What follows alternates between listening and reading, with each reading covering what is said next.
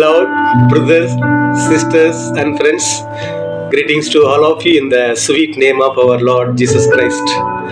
How are you all? Hope you are all very well with the blessing of our Lord Jesus Christ.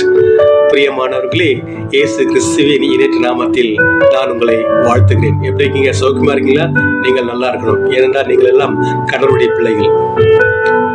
அழகான பூந்தோட்டம், அருமையான பழத்தோட்டம், நித்திய ஜீவனை, நித்திய வாழ்வை கொடுக்கக்கூடிய தோட்டம், சந்தோஷத்தை கொடுக்கக்கூடிய தோட்டம், சமாதானத்தை கொடுக்கக்கூடிய தோட்டம். அந்த தோட்டம் தான் ஏதேன் தோட்டம். நாம் பாவம் செய்தபடியினால் அந்த தோட்டத்தை விட்டு வெளியேற்றப்பட்டு விட்டோம்.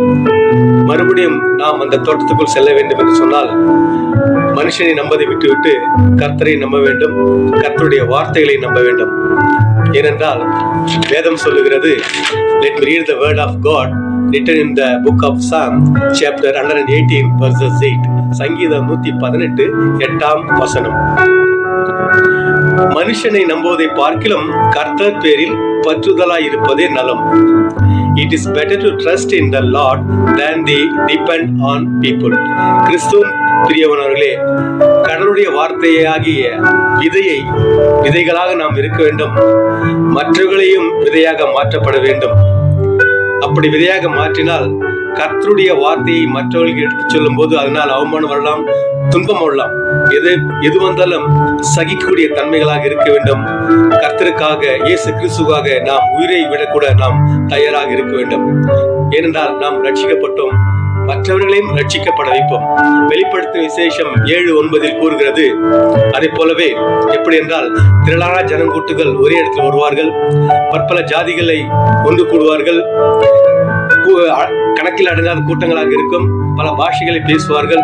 எல்லாரும் வெள்ளை ஆடைகளை உடுத்தி கைகளில் குருத்தலை பிடித்துக் கொண்டு ஓசன்னா என்று சொல்லுகிற ஒரு காலம் வரும். ஓசன்னா உன்னத தேவனே, ஓசன்னா ஓசன்னா ஓசன்னா, சிலுவையினால் மீட்டவரே ஆராதனை ஆராதனை, சிறகுகளால் மூடுபவரே ஆராதனை ஆராதனை, யோசனையில் பெரியவரே ஆராதனை ஆராதனை, செயல்களிலே வல்லவரே ஆராதனை ஆராதனை. எங்களை நேசிக்கும் நல்ல தந்தை, இந்த அருமையான காலை வேலைக்காக துதிக்கிறோம், ஸ்தோத்திரம் சுவாமி. கடந்த வாரம் முழுவதும் எங்களை கண்மணி போல காப்பாற்றி வந்தீர். எங்கள் கஷ்டங்களை போக்கினீர், எங்கள் பாவங்களை மன்னித்தீர், எங்களுக்கு துன்பம் வராமல் சந்தோஷத்தை கொடுத்தீர்.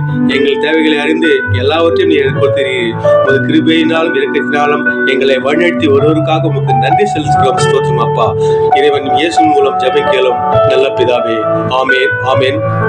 உங்கள் அனைவருக்கும் குருத்தோலை ஞாயிறு தினத்தின் வாழ்த்துக்களை தெரிவித்துக் கொள்கிறேன். Wish you happy Palm Sunday. God bless you. We'll meet you in the next Sunday. Till then, it is Sarul from Bangalore. Bye bye. God bless you.